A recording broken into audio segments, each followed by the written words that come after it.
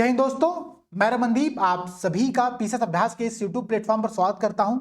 दोस्तों, UP PCS और RO का एग्जाम, इन दोनों को टारगेट करते हुए हम जिन 15,000 क्वेश्चंस का डिस्कशन कर रहे हैं, मैं गारंटी ले रहा हूं कि अगर आपने 15,000 एमसीक्यू कर लिए तो जितने भी क्वेश्चंस प्रीवियस ईयर से आपके एग्जाम में रिपीट करते हैं ना, वो सारे क्वेश्चंस आप लोग बहुत इजीली टैकल कर ले जाओगे। तो इसलिए इस पूरी सीरीज को कंटिन्यूअसली फॉलो करो, ठीक है। और ये सीरीज आप लोगों की एग्जाम तक लगातार कंटिन्यू रहने वाली, इस बात के लिए बिल्कुल निश्चिंत रहना, ठीक है। चलो भाई देखो, आज की जो हमारी क्लास है, आज हम लोग पॉलिटी के कुछ क्वेश्चंस को डिस्कस करने वाले हैं। हमारा टॉपिक का नाम है शासन प्रणाली, मतलब गवर्नमेंट सिस्टम, किस प्रकार की भारत में जो शासन व्यवस्था है वो किस प्रकार के यहाँ पे वर्क करती है। देखो, हमारा जो संविधान है, हमारा जो कॉन्स्टिट्यूशन है, उस कॉन्स्टिट्यूशन के माध्यम से भारतीय गवर्नमेंट सिस्टम का एक स्ट्रक्चर डिसाइड किया गया कि ठीक है भाई, भारत में इस प्रकार की शासन व्यवस्था वर्क करेगी। उन्हीं पर कई सारे क्वेश्चंस एग्जाम में बनकर के आते रहते हैं।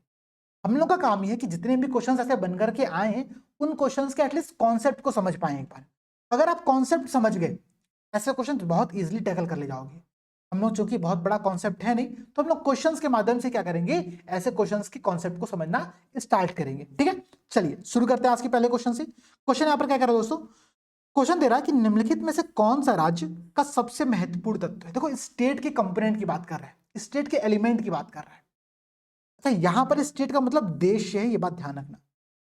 जनरली जब हम राज्य शब्द का प्रयोग करते हैं ऐसे, तो हम एक देश की बात कर रहे होते हैं, हम एक राज्य की बात नहीं कर रहे होते। जो हमारे टर्म जो स्टेट होता है, हम उसकी बात नहीं कर रहे होते, हम देश की बात कर रहे होते हैं, ठीक है। ये पॉइंट क्लियर है, डिफरेंस क्लियर है ये बात का, समझो भाई। देखो, राज्य के 4 प्रमुख एलिमेंट्स होते हैं, ठीक है। वो 4 प्रमुख एलिमेंट्स कौन से हैं, ये बात समझने का प्रयास करना। सबसे पहला जो एलिमेंट होता है, जिसको हम लोग कहते हैं नागरिक। कोई भी देश बिना नागरिक के एग्जिस्ट कर ही नहीं सकता है।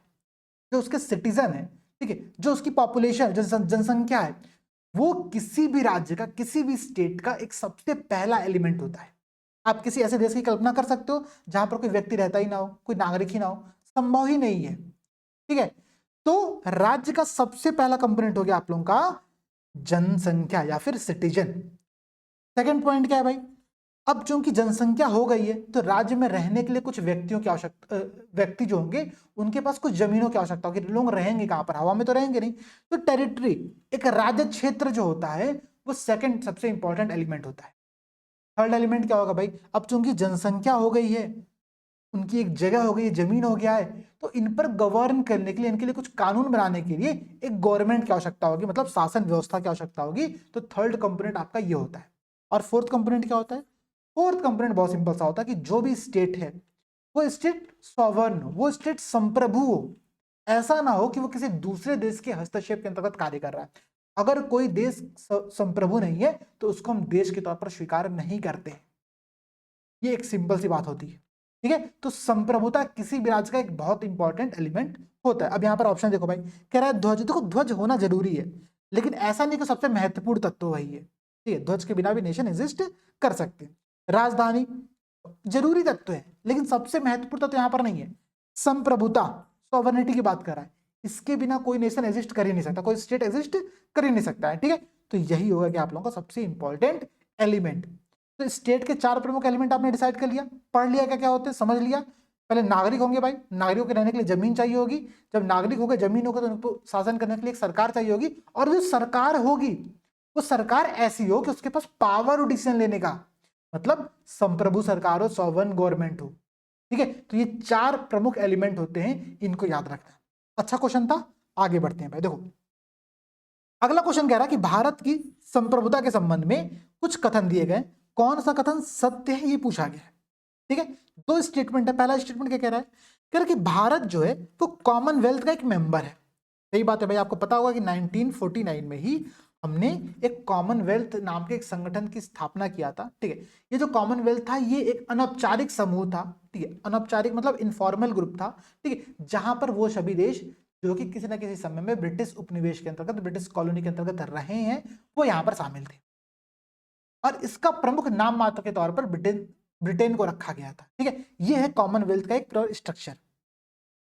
सेकंड स्टेटमेंट यहां पर ये कह रहा है कि चूंकि राष्ट्रमंडल की सदस्यता है भारत के पास, मतलब भारत जो है वो कॉमनवेल्थ का एक मेंबर है, इसके कारण से भारत की संप्रभुता, भारत की सॉवरेनिटी है, वो कम हो जाती है।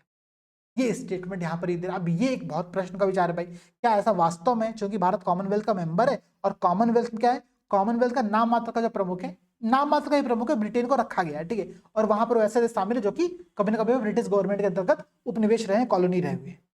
तो क्या वास्तव में इस कारण से भारत की संप्रभुता खत्म हो जाती है? ये प्रश्न केवल आपके मन में नहीं आ रहा है या फिर आयोग के पेपर बनाने वाले के मन में नहीं आ रहा है, ये प्रश्न आया था संविधान सभा के जो मेंबर्स थे उनके अंतर्गत भी। वहां पर बहुत लंबा डिस्कशन हुआ इस मुद्दे पर, क्या वास्तव में कॉमनवेल्थ की मेंबरशिप हमको स्वीकार करनी चाहिए या फिर नहीं स्वीकार करनी चाहिए। तो पंडित नेहरू ने यहाँ पर इस चीज को क्लेरिफाई किया था, जस्टिफाई भी किया था। उन्होंने कहा कि देखो भाई, राष्ट्रमंडल केवल एक अनौपचारिक समूह है, हम वहां पर आपसी सांस्कृतिक रिलेशन रखेंगे, हम वहां पर आपस में सहयोगात्मक बिहेवियर रखेंगे, लेकिन वो वहां पर किसी की संप्रभुता खतरे में नहीं है। तो इस कारण से जो कॉमनवेल्थ है उसकी सदस्यता होने के कारण से भारत की संप्रभुता किसी भी कीमत पर कम नहीं होती है। भारत अपने में एक संप्रभु नेशन है, ये बात बहुत क्लियर है, ठीक है। तो सेकंड स्टेटमेंट यहाँ पर गलत हो गया, केवल पहला स्टेटमेंट सही था। मतलब क्या हो गया, केवल एक कथन यहाँ पर सत्य है। इजी क्वेश्चन था, अच्छा क्वेश्चन था, टेक्निकल क्वेश्चन था, समझने लायक क्वेश्चन था, इसलिए मैंने बहुत डिटेल में आप लोगों को इसको एक्सप्लेन किया, ठीक है। अब देखो भाई, अच्छा पानी लेना ही भूल, ठीक है, कोई दिक्कत नहीं है। चलिए अगला क्वेश्चन क्या कह रहा है, इंडियन कॉन्स्टिट्यूशन में किस प्रकार की शासन प्रणाली की व्यवस्था किया गया है, किस प्रकार की भारत में सिस्टम ऑफ गवर्नमेंट सिस्टम की व्यवस्था यहां पर की गई, इसको कह रहा है पहला डेमोक्रेटिक, फिर कह रहा है प्रेसिडेंशियल सिस्टम, फिर कहता है पार्लियामेंट्री सिस्टम, और फिर कहता है सेमी डेमोक्रेटिक सिस्टम, मतलब क्वासी डेमोक्रेटिक सिस्टम। बात समझना, देखो जो शासन प्रणाली होती है वो दो प्रकार की होती है। एक जिसको हम कहते हैं पार्लियामेंट्री सिस्टम, मतलब संसदात्मक व्यवस्था, जो कि भारत में है। भारत में संसद है, ये संसद का जो कॉन्सेप्ट है इसको हमने लिया है ब्रिटेन से, क्योंकि इसको हमने ब्रिटेन से लिया हुआ है। इसी कॉन्सेप्ट के आधार पर इसको वेस्टमिंस्टर प्रणाली भी कहा, वेस्टमिंस्टर सिस्टम के नाम से भी हम लोग जानते हैं। इसी संसदात्मक व्यवस्था को हम लोग कैबिनेट व्यवस्था के अंतर्गत भी जानते हैं कि कैबिनेट सिस्टम यहाँ पर है, मंत्रिमंडलीय व्यवस्था हमारे यहाँ पर विद्यमान है। जो दूसरे प्रकार का सिस्टम होता है गवर्नमेंट का, उसको हम लोग कहते हैं प्रेसिडेंशियल सिस्टम, अध्यक्षात्मक व्यवस्था है। आपको बहुत क्लियर पता है कि जो अध्यक्षात्मक व्यवस्था है वो अमेरिका में है। वो कहां पर है, वो अमेरिका में। और ये डिफरेंस समझना कि वास्तव में पार्लियामेंट्री सिस्टम क्या होता है, वास्तव में प्रेसिडेंशियल सिस्टम क्या होता है। अगर आप ये डिफरेंस समझे तो प्रीलिम्स के साथ साथ मेंस में भी इसका एप्लीकेशन होता है। मेंस में कई बार क्वेश्चन पूछता है कि भारत की शासन व्यवस्था किस प्रकार से अमेरिका की शासन व्यवस्था से अलग है, क्लैरिफाई करें। वहां पर आपको सारी बातें लिखनी पड़ती हैं। भारत में क्या है, हमने ग्रेट ब्रिटेन से संस्थात्मक व्यवस्था ली है, जबकि अमेरिका में क्या है, वहां पर प्रेसिडेंशियल सिस्टम, वहां पर जो प्रेसिडेंट है वो प्रमुख होता है। जबकि हमारे यहाँ पर क्या है, हमारे यहाँ पर जो प्रेसिडेंट होता है वो केवल नाम मात्र का प्रमुख होता है, वास्तविक प्रमुख हमारे यहाँ पे कोई और होता है, प्राइम मिनिस्टर ऑब्वियसली, ठीक है।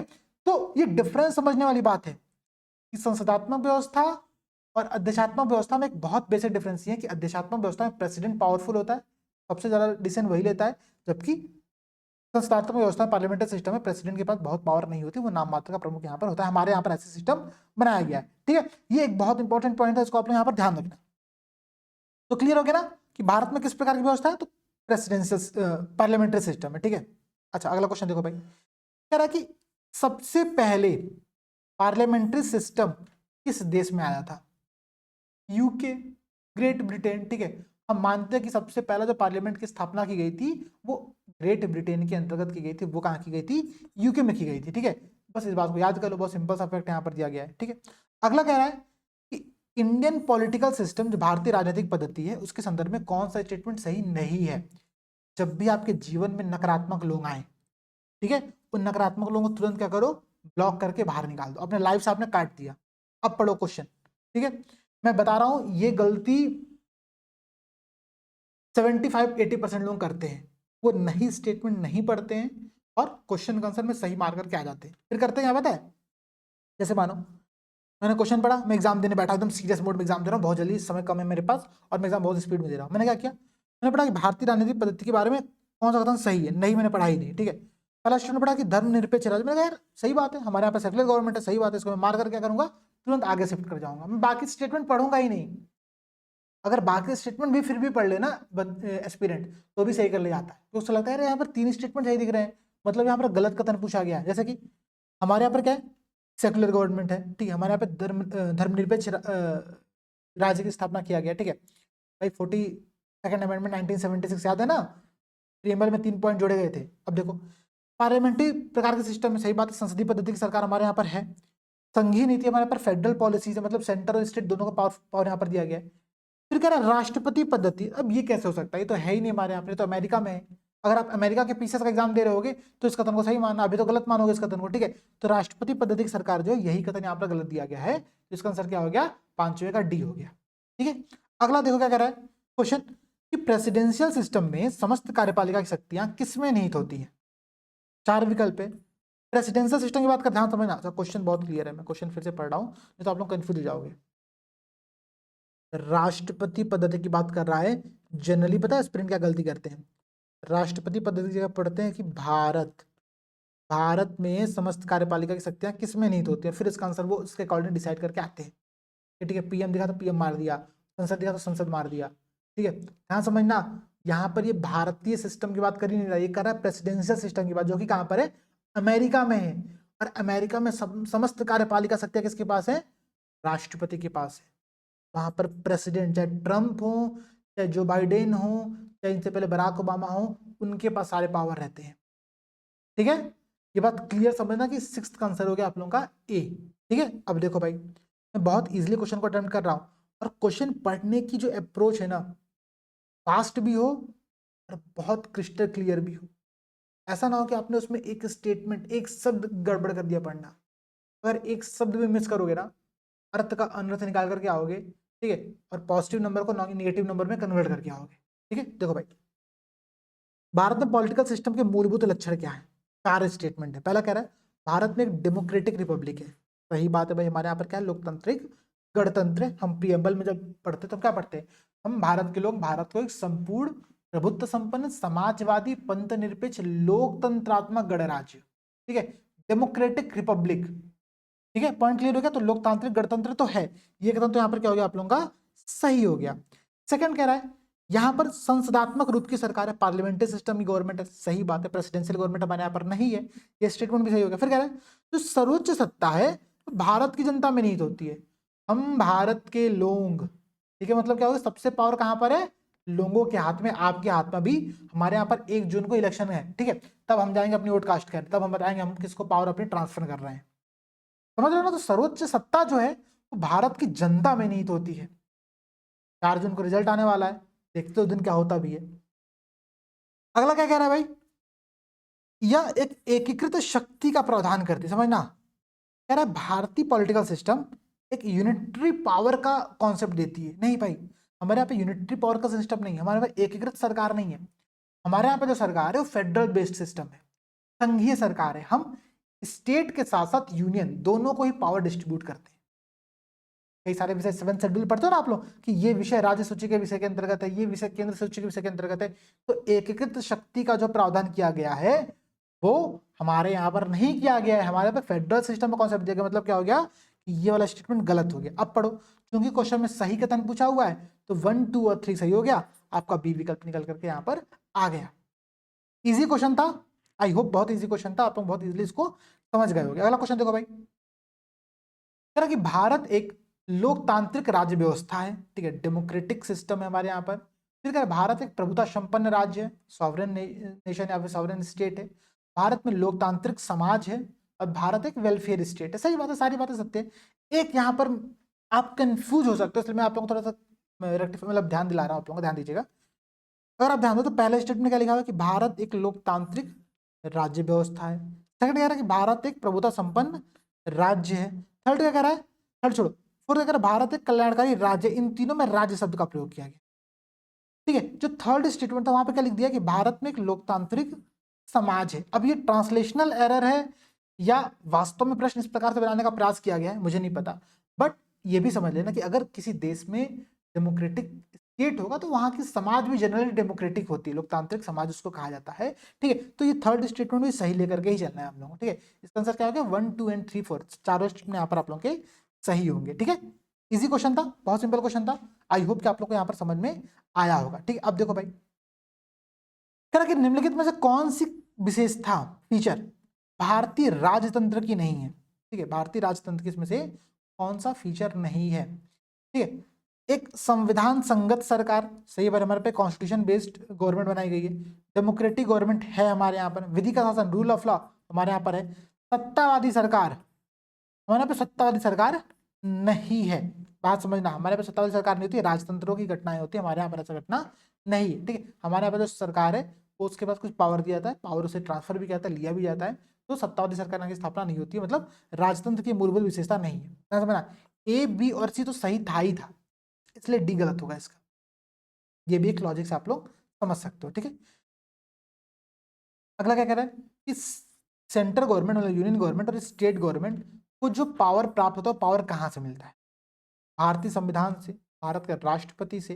ये सिंपल सी बात है ना, कॉन्स्टिट्यूशन का जो 7th शेड्यूल है, 7th शेड्यूल है, जो कि केंद्र सूची, राज्य सूची, समवर्ती सूची और शिष्ट शक्तियां, ठीक है, इनका जो प्रावधान करता है, यहीं पर केंद्र और राज्य दोनों को पावर दिए जाते हैं, जो कि कॉन्स्टिट्यूशन से इनको प्राप्त होते हैं, ठीक है। तो सिंपल सी बात है, संविधान से ही बात मिलती है। अगला क्वेश्चन क्या कह रहा है, निम्नलिखित कथनों पर विचार करिए, ठीक है। नीचे कुछ स्टेटमेंट दिए गए, दो स्टेटमेंट है, एक असर्सन एक रीजन है। असर्सन क्या कह रहा है, भारत एक डेमोक्रेटिक नेशन है, सही बात है, लोकतांत्रिक देश हम हैं, इस बात को हम स्वीकार करते हैं। कुछ लोग स्वीकार ना करें, ठीक है, जैसे वो ध्रुव राठी जैसे एकाध लोग होते हैं, लोग कहते हैं कि नहीं नहीं भारत में डेमोक्रेटिक नहीं, भारत में क्या हो गया, वो डिक्टेटरशिप आ गया, ठीक है, ऐसा कुछ लोग बोल देते हैं। डिक्टेटरशिप आता तो आप ऐसी बात बोल ही नहीं पाते, पहली बात तो ये है, ठीक है। जाकर देखो कोरिया का क्या हालत है, तब आपको समझ आएगा डिक्टेटरशिप वास्तव में क्या होती है। तो भारत एक लोकतांत्रिक देश है, ये बात सही बात है, स्वीकार करो इस बात को। अगला क्या कह रहा है, रीजन क्या कह रहा है, भारत का अपना एक संविधान है, भारत का अपना एक कॉन्स्टिट्यूशन है। ये बताओ भाई, ये बात सही है कि नहीं सही है? सही है, दोनों स्टेटमेंट यहाँ पर सही। मैंने आप लोगों से बार बार बोला है कि जब असर्शन एंड रीजन के क्वेश्चंस में आपको दोनों स्टेटमेंट सही मिल जाए, तब आपके सर दर्द उत्पन्न हो रहा है। अब यहाँ पर आपको अपना सर लगाना पड़ेगा, दिमाग लगाना पड़ेगा और सोचना पड़ेगा इसका सही आंसर क्या होगा। क्यों भाई, देखो हमको अब यहाँ पर ये चेक करना है कि ये जो रीजन था वो असर्शन को डिफाइन कर रहा है कि नहीं, उसको व्याख्यायित कर रहा है कि नहीं। अब थोड़ा एक्सप्लेन समझते हैं, लॉजिक पर जाने का प्रयास करते हैं। कह रहा है कि भारत का अपना एक संविधान है, इसलिए भारत में डेमोक्रेसी है। क्या ये स्टेटमेंट सही मैंने बोला अभी? ये स्टेटमेंट सही नहीं है, क्योंकि बहुत सारे ऐसे देश हैं जहां पर संविधान है लेकिन वहां पर लोकतंत्र नहीं, वहां पर राजतंत्र है, वहां पर मोनार्की का सिस्टम है, ठीक है। ऐसे बहुत सारे नेशन है जिनका कॉन्स्टिट्यूशन है लेकिन वहां पर लोकतंत्र नहीं। इसका मतलब ये हुआ कि डेमोक्रेसी होने का जो बेसिक फीचर है वो कॉन्स्टिट्यूशन का होना या नहीं होने से कोई मतलब नहीं होता है उसका। लोकतंत्र कोई देश है तो वो एक अलग चीज है, संविधान का होना एक अलग चीज होती है। संविधान के अंतर्गत हमारे यहाँ सिस्टम ऑफ गवर्नमेंट बनाई जाती है, डिफाइन की जाती है, वो एक अलग फॉर्मेट होता है। तो संविधान कभी लोकतांत्रिक देश होने को व्याख्यायित नहीं कर सकता, एक्सप्लेन नहीं कर सकता है। हाँ, दोनों स्टेटमेंट आपस में सही है, ये बात सही। इसका मतलब क्या है कि व्याख्या नहीं है ये, बाकी दोनों स्टेटमेंट यहाँ पर एक्सप्लेन एक दूसरे को सही प्रकार से करते हैं। अगला क्या कह रहा है भाई, निम्नलिखित में से कौन सा कॉन्स्टिट्यूशन का फिलॉसफी नहीं है, दर्शन नहीं है, ठीक है, दर्शन नहीं है। वेलफेयर स्टेट है भाई, हम वेलफेयर स्टेट की स्थापना करना चाहते हैं, इसलिए हमने डीपीएसपी का कॉन्सेप्ट लेकर के आया हुआ है अपने यहाँ पर, याद होगा आप लोगों को। समाजवादी राज्य, समाजवादी राज्य का मतलब क्या हो गया, socialist, socialist state 1976 42nd amendment याद करो। राजनीतिक समानता, पॉलिटिकल इक्वलिटी, सही बात है, हम देंगे। क्यों राजनीतिक समानता हम क्यों देंगे अपने यहाँ पर, ठीक है। डी क्या बचा, साम्यवादी राज्य। बहुत सारे मेरे प्रिय जो महान आत्माएं होती है ना, जो आप लोग क्लासेस देख रहे हो, बहुत सारे लोग क्या होते हैं, समाजवादी और साम्यवादी में कंफ्यूज रहते हैं। कोई कहता है अच्छा से भारत एक साम्यवादी देश है, प्रियम्बल में लिखा हुआ है साम्यवादी राज्य। भाई प्रियम्बल में लिखा है कि हम एक सोशलिस्ट नेशन है, हम एक समाजवादी राज्य है। हम साम्यवादी, मतलब साम्यवादी का मतलब होता है कम्युनिस्ट, हम कम्युनिस्ट स्टेट नहीं है। इसमें कंफ्यूज मत करना, आप भारत का पूरा स्ट्रक्चर ही चेंज कर दोगे फिर, ठीक है। तो जो संविधान निर्माता जी ना अम्बेडकर जी खुद आएंगे आपके सामने, हाथ जोड़ेंगे, भाई माफ कर दो, मैं ये नहीं लिखना चाह रहा था। हालांकि ठीक है अमेंडमेंट में हुआ था चीजें, बट ये बात समझने का प्रयास करना। अच्छा एक बात और समझो, अगर मैंने आपसे एक क्वेश्चन पूछता है कि भारतीय संविधान 1976 से पहले समाजवादी राज्य नहीं था, तो ये कथन सत्य है या फिर गलत है, कमेंट में बताना आप लोग, ठीक है। इंडिया जो है, इंडियन कॉन्स्टिट्यूशन जो है, वो इंडिया को 1976 से पहले समाजवादी राज्य भारत में नहीं था, सोशलिस्ट स्टेट नहीं था भारत। ये कथन सत्य है गलत है? देखो समाजवादी टर्म को भले हमने जोड़ा 1976 में, लेकिन समाजवादी भारत राज्य पहले से भी था, ठीक है। ये बात ध्यान देने वाली, समझने वाली, ठीक है। साम्यवादी और समाजवादी में डिफरेंस है, भारतीय संविधान साम्यवादी नहीं है, ठीक है। बेसिक फीचर था, क्लियर हो गया, आगे बढ़ो। कौन सा कथन सत्य है, 4 कथन दिया गया है। भारतीय संविधान अध्यक्षात्मक है, प्रेसिडेंशियल सिस्टम का है, पार्लियामेंट्री सिस्टम है, इतना बेसिक क्वेश्चन बार बार पूछ रहे हैं। भारत एक नाम मात्र का राजतंत्र है, राजतंत्र मोनार्की नहीं भाई, हमारे यहाँ मोनार्की नहीं है, हटाओ। भारत एक कुलीन तंत्र है, पता नहीं क्या होता है इसका इंग्लिश, इंग्लिश ही हमको नहीं पता है। सही कथन पूछा है तो हम सही कथन ढूंढ रहे हैं यहाँ पर। भारत एक संसदात्मक प्रजातंत्र है, ये बात सही है। हमारे यहाँ पर क्या है, पार्लियामेंट्री सिस्टम है, ठीक, पार्लियामेंट्री रिपब्लिक हम लोग हैं। ये बात सत्य हो गया, डी विकल्प यहाँ पर क्या हो गया, सही हो गया। देखो ये इंग्लिश हिंदी में थोड़ा सा कंफ्यूजन होती है, मैं भी कंफ्यूज होता हूँ कई बार, इग्नोर करो अगर नहीं समझ में आ रहा तो। बाकी आप जिस लैंग्वेज में प्रेफर करते हो उस लैंग्वेज को फॉलो करो। अच्छा एक बात और यहाँ पर मैं आप लोगों से ऐड कर दूँ, बहुत सारे इंग्लिश मीडियम के दोस्तों का मैसेज आ रहा है, मतलब बहुत सारे अनलिमिटेड मैसेज आ रहा है कि सर इस सीरीज को बाइलिंगुअल रखिए। देखिए यूपी पीसीएस में ना एक सबसे बड़ा जो समस्या आती है वो आती है इंग्लिश मीडियम के दोस्तों के साथ। यहाँ पर हिंदी मीडियम दोस्तों की समस्या नहीं है। इंग्लिश मीडियम से हम लोग जिस बुक को फॉलो भी कर रहे हैं ना, 15,000 MCQ बुक घटना चक्र निकालती है, वो उसने बुक खुद ही उसने हिंदी में निकाला हुआ है, इसने इंग्लिश में बुक ही नहीं निकाला, मुझे पता नहीं क्यों नहीं निकाला है, लेकिन वो बुक केवल हिंदी में अवेलेबल है। बहुत बड़ी समस्या तो यहाँ पर यही आ गई है। तो उनके लिए सजेशन मेरा ये है कि जो घटना चक्र पूर्वावलोकन की जो बेसिक बुक आती है, जो कि हर सब्जेक्ट वाइज अलग अलग होती है, आप उस बुक को फॉलो करो। टॉपिक आपको पता रहता है कि हम किस टॉपिक पर डिस्कस करने जा रहे हैं आज की क्लास में, तो वो टॉपिक पहले एक बार आप पढ़ करके आओ, आप सारे क्वेश्चन की प्रैक्टिस करके आओ। और ये हिंदी मीडियम वालों को भी मैं कह रहा हूँ, जो टॉपिक हम डिस्कस करने जा रहे हैं वो टॉपिक की प्रैक्टिस आप लोग करके आओ। टॉपिक कैसे पता चलेगा हम क्या डिस्कस करने जा रहे हैं, तो जहां पर ये क्लास खत्म होगी उसका नेक्स्ट टॉपिक हम लोग स्टार्ट करेंगे, सिंपल सी बात यहाँ पर, ठीक है। तो पढ़ करके आओ, उसको क्वेश्चन को सॉल्व करके आओ, तब इस क्लास में आप लोगों को और मजा आएगा, क्लास में और इनिशिएट आपको यहाँ पर देखने को मिलेगा, ठीक है। अब देखो भाई, अगला क्वेश्चन कह रहा है कि निम्नलिखित में से कौन सी भारतीय संविधान की विशेषता नहीं है, ठीक है। कौन सी भारतीय संविधान की विशेषता नहीं है, 4 पॉइंट दे रहा है। पार्लियामेंट्री सिस्टम है, अध्यक्षात्मक सरकार नहीं है, बात खत्म हो गया। रेजिडेंशियल सिस्टम थोड़ी हमारे यहाँ पर है, ठीक है। हमारे यहाँ पे न्यायपालिका जो स्वतंत्र है ये बात सत्य है। हमारे यहाँ पे जो संघात्मक सरकार है मतलब फेडरल गवर्नमेंट है, ये बात भी यहाँ पर सत्य है, ठीक है। तो दोनों बातें बहुत क्लियर थी, दोनों बात बहुत सिंपल थी, आपको पता होगा, याद हो गया होगा, ठीक है। क्योंकि हमको पता था भाई प्रेसिडेंशियल सिस्टम नहीं है, तो हम इसको टिक करके यहाँ पर आगे बढ़ जाएंगे, ठीक है। अब देखो निम्नलिखित में से कौन सा एक प्रेसिडेंशियल शासन प्रणाली का आधारभूत तत्व है। प्रेसिडेंशियल की बात कर रहा है, अध्यक्षात्मक की बात कर रहा है, ठीक है, ध्यान समझना। ये सब क्वेश्चन कई बार कंफ्यूज कर देते हैं, ये सब क्वेश्चन क्या करते हैं, कई बार कंफ्यूज कर देते हैं, तो परेशान बहुत मत होना, पढ़ो, समझ में आ रहा तो ठीक है, नहीं समझ में आ रहा तो क्वेश्चन को आप लोग इग्नोर भी कर सकते हो, ठीक है।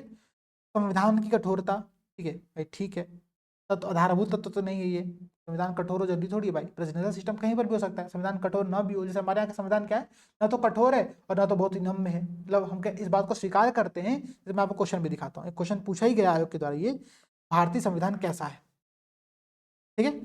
तो भारतीय संविधान क्या आप कठोर बोलोगे, नहीं, आप लचीला बोलोगे, नहीं। अब कंफ्यूजन कहाँ पर आएगी पता है, सी और डी में, कि ना ही कठोर है ना ही लचीला है, ठीक है। ये स्टेटमेंट सत्य नहीं है। सत्य क्या है कि हमारा संविधान जो है वो अंशतः कठोर है, पार्सली कठोर पार्सली लचीला, ठीक है।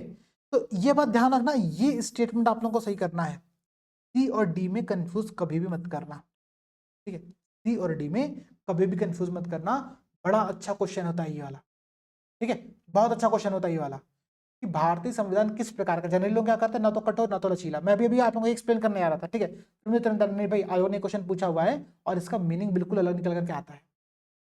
2012 में आयोग ने इस क्वेश्चन को पूछा था, ठीक है।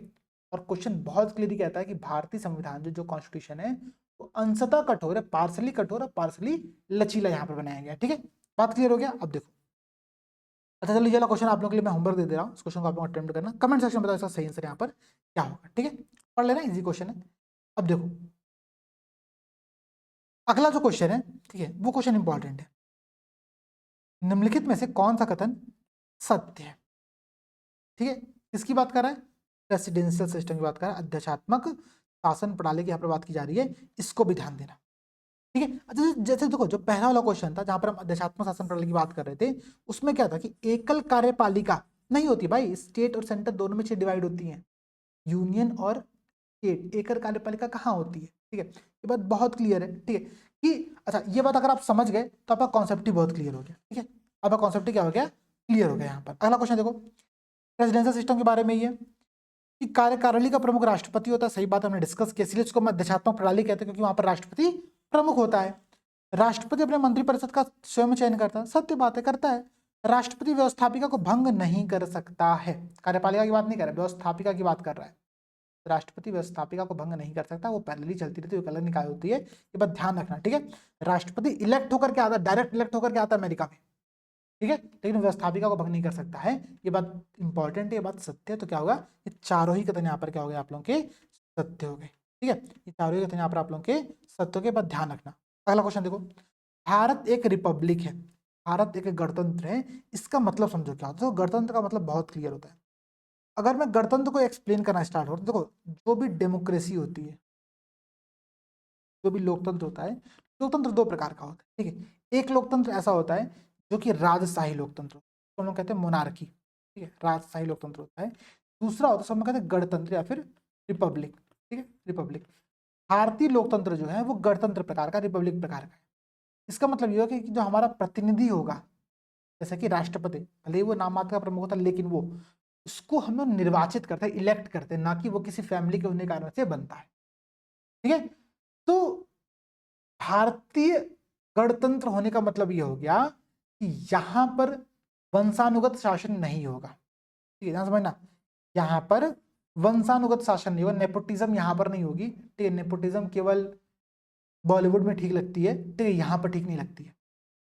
तो भारत में वंशानुगत शासन नहीं है, इसका मतलब होता है गणतंत्र होना, ठीक है। गणतंत्र होने का कुछ और भी मतलब होता है, क्या मतलब होता है भाई? भारत एक बहुत ही निर्वाचित लोकतंत्र के रूप में है।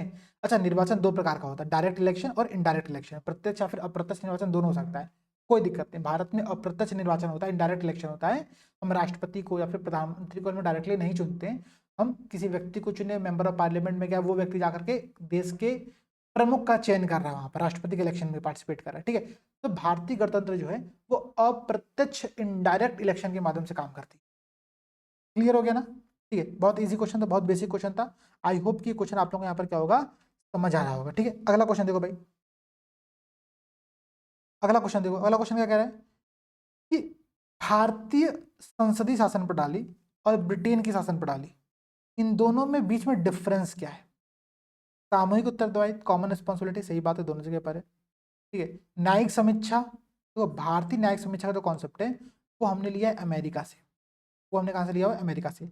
ब्रिटेन में दरअसल क्या है ना, ब्रिटेन में जो वहाँ की पार्लियामेंट होती है वो एक संप्रभु निकाय, एक सॉवरन बॉडी, मतलब पार्लियामेंट के किसी भी डिसीजन पर कोई भी एक्सटर्नल चीजें इंटरफेयर नहीं कर सकती। तो ब्रिटेन में संसद सर्वोच्च है, ठीक है। संसद की शक्तियों पर किसी भी प्रकार से न्यायालय ना तो समीक्षा के माध्यम से, ना तो रिव्यू के माध्यम से, और ना किसी अन्य प्रकार से प्रतिबंध लगा सकते, ठीक है। भारत में ऐसा है, भारत में मानो संसद ने कोई कानून बनाया, सुप्रीम कोर्ट उसकी न्यायिक समीक्षा कर सकता है, बता सकता है कि नहीं भाई ठीक है, ये कानून के, ये संविधान के अगेंस्ट है या फिर नहीं है, ठीक है, ये डिसीजन सुप्रीम कोर्ट ले सकता है। बात समझना, बहुत क्लियर से बात बता रहा हूँ आप लोगों को। ब्रिटेन में ऐसा नहीं है, ब्रिटेन में वहाँ पार्लियामेंट सर्वोच्च होती है, तो यही एक सबसे बड़ी समस्या है, यही सबसे बड़ा अंतर है, ठीक है, ब्रिटेन और भारत के अंतर्गत, ठीक है। जो हमने न्यायिक समीक्षा, जुडिशियल रिव्यू कॉन्सेप्ट लिया, वो हमने अमेरिका से लिया, ना कि ब्रिटेन से लिया। इसका मतलब है कि ब्रिटेन में जुडिशियल रिव्यू कॉन्सेप्ट नहीं दिया गया था, ठीक है, नहीं दिया गया था। बहुत बेसिक क्वेश्चन था, आई होप कि क्वेश्चन आप लोगों को यहाँ पर समझ में आया होगा, ठीक है, इजी क्वेश्चन था। अगला क्वेश्चन, अच्छा आज क्लास को मैं ब्रेक भी करेंगे, ठीक है, ब्रेक मैं इसलिए करूंगा, अरे पानी लेके नहीं बैठ पाया, ठीक है, मुझे बहुत लग रही है प्यास, गर्मी का दिन है एक तो, ठीक है, तो प्यास लग रही है, बोला अब नहीं जा रहा, मेरी आवाज रुक रही है, ठीक है। देखिए समझिएगा, संविधान के अनुच्छेद 300 के अंतर्गत, आर्टिकल 300 के अनुसार भारत की सरकार का कानूनी नाम क्या है? ठीक है, भारत की सरकार का कानूनी नाम क्या है, आप समझना। आर्टिकल 300 इंपॉर्टेंट इसलिए कि इसमें द यूनियन ऑफ इंडिया इस टर्म को डिफाइन किया है, द यूनियन ऑफ इंडिया इस टर्म को डिफाइन किया है। इसके बाद मेरा आप लोगों से यही तुरंत एक होमवर्क क्वेश्चन भी है, जो कि बहुत इंपॉर्टेंट क्वेश्चन है। कमेंट में आप लोग बताओ कि आर्टिकल 300A ये क्या है? आर्टिकल 300A किस चीज के बारे में बताता है, कौन सी बातें एक्सप्लेन करता है, ठीक है। आर्टिकल 300A में क्या बातें बताया गया आपको पता है, मुझे पता है। आर्टिकल 300A को आपने कई बार रीड किया होगा, कई बार आपने पढ़ा होगा, तो इसका आंसर आप लोग कमेंट सेक्शन में देना, ठीक है। कुछ क्वेश्चन और देख लेते जल्दी जल्दी।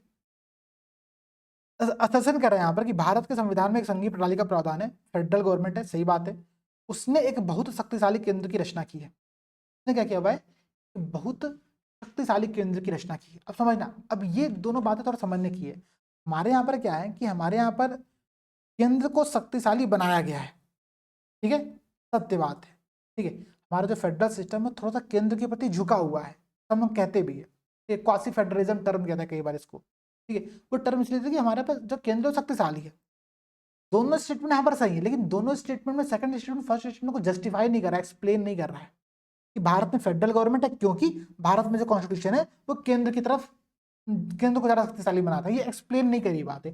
दोनों कथन अपने में सही है, दोनों में आपस में रिलेशन बिल्कुल भी नहीं है, तो इसका मतलब क्या हुआ कि दोनों कथन सत्य लेकिन स्पष्टीकरण नहीं, इसका मतलब हो गया बी वाला स्टेटमेंट यहाँ पर आप लोगों का सही है, ठीक है। क्लियर क्वेश्चन, बेसिक क्वेश्चन था। अगला क्वेश्चन देखो भाई, संविधान का फेडरल लक्षण नहीं, फेडरल कैरेक्टरिस्टिक यहाँ पर कौन सा नहीं, संघीय लक्षण यहाँ पर कौन सा नहीं, इसकी बात करें। देखो संविधान में दो प्रकार के लक्षण होते हैं, एक संघीय लक्षण होता है, एक केंद्रीय लक्षण होता है। ठीक है, केंद्रीय लक्षण मतलब यूनिटरी कैरेक्टरिस्टिक जिसको हम कहते हैं, और संघीय लक्षण मतलब फेडरल लक्षण, फेडरल कैरेक्टरिस्टिक। ठीक है, संघीय लक्षण का मतलब ये भी हुआ कि हम केंद्र और राज्य दोनों को शक्तियां दे रहे हैं, जबकि जब मैं दूसरा बता रहा हूं आपको यूनिटरी लक्षण, यूनिटरी सिस्टम, जो कि एकात्मक हम लोग कहते हैं, एकात्मक विशेषता कहते हैं इसको संविधान की। एकात्मक विशेषता मतलब ये होता है कि आप केंद्र को ज्यादा पावर दे रहे हो। ठीक है, केंद्र को आप ज्यादा पावर दे रहे हो। जैसे कि भाई भारत में क्या है कि सिटीजनशिप का जो कॉन्सेप्ट है, जो नागरिकता का कॉन्सेप्ट है, वो एकल नागरिकता कॉन्सेप्ट है। हमारे यहाँ पर दोहरी नागरिकता नहीं, हम हर राज्य की नागरिकता अलग से नहीं देते हैं। हमारे यहाँ पर केवल एक नागरिकता जो कि देश की नागरिकता। मतलब यहाँ पर संविधान का ये जो प्रोविजन है केंद्र की तरफ झुका हुआ दिखाई देता है। ठीक है, केंद्र की तरफ क्या होता है, झुका हुआ दिखाई देता है। मतलब ये फेडरल कैरेक्टरिस्टिक नहीं है। फेडरल कैरेक्टरिस्टिक क्या है भाई, कि सेंटर और स्टेट के मध्य पावर का डिस्ट्रीब्यूशन किया गया है। लिखित संविधान है, लिखित संविधान से फायदा ये कि आप स्टेट की पावर का हनन नहीं कर सकते हो। स्टेट को जो पावर देगा उस पावर को स्वीकार करना पड़ेगा। लिखित संविधान क्या कहता है कि संघीय लक्षण को डिफाइन करता है। एक हरी नागरिकता एकात्मक लक्षण को बताती है। वहीं पर जो स्वतंत्र न्यायपालिका, ध्यान समझना, न्यायपालिका में दो कॉन्सेप्ट है, जुडिशियल सिस्टम में दो कॉन्सेप्ट आता है। दो कॉन्सेप्ट अगर मैं आपको समझा दूं तो बहुत अच्छे समझना। एक होता है कि स्वतंत्र न्यायपालिका, एक होता है एकीकृत न्यायपालिका। ठीक है, तो एकीकृत न्यायपालिका कॉन्सेप्ट होता है ना, ठीक है, जो एकीकृत न्यायपालिका कॉन्सेप्ट होता है आप लोगों का, वो क्या है, वो संघीय लक्षण है। जो एकीकृत न्यायपालिका कॉन्सेप्ट है वो एकात्मक लक्षण होता है, जबकि जो स्वतंत्र न्यायपालिका कॉन्सेप्ट होता है वो संघीय लक्षण। ठीक है, ये डिफरेंस को समझना आपको। यहाँ पर देखो डिफरेंस दिया भी होगा, मैं आप लोगों को दिखा देता हूँ। ठीक है, कि न्यायपालिका की स्वतंत्रता और सर्वोच्चता, ठीक है, मतलब स्वतंत्र न्यायपालिका ये क्या है, ये संविधान का फेडरल कैरेक्टरिस्टिक है, संघात्मक लक्षण। ठीक है, वहीं पर संविधान का एकीकृत हो, सर्वोच्च न्यायालय का या फिर न्यायपालिका का एकीकृत होना, वो आपका एकात्मक लक्षण को दिखाता है, यूनिटरी कैरेक्टरिस्टिक को दिखाता है। ठीक है, ये दो डिफरेंस याद कर लेना। न्यायपालिका के संदर्भ में कई बार एग्जाम में पूछता है, आप लोग गलत करके आते हो। ठीक है, तो चलिए ठीक है, आज की क्लास को यहाँ पर ब्रेक करते हैं हम लोग, क्वेश्चन बचा नहीं है। अगली जो हमारी क्लास होगी उस क्लास में हम लोग कहाँ से स्टार्ट करने वाले हैं, हम लोग स्टार्ट करेंगे प्रतीक से। ठीक है, राष्ट्रीय प्रतीक से। कुछ क्वेश्चन बीच में बहुत इंपॉर्टेंट है, मैं उन लोगों को अगली क्लास में आने से पहले बार आप लोगों को डिस्कस कर दूंगा। ठीक है, तो सभी दोस्तों को जय हिंद, मिलते हैं आप लोगों से अगली क्लास में, पढ़ते रहना।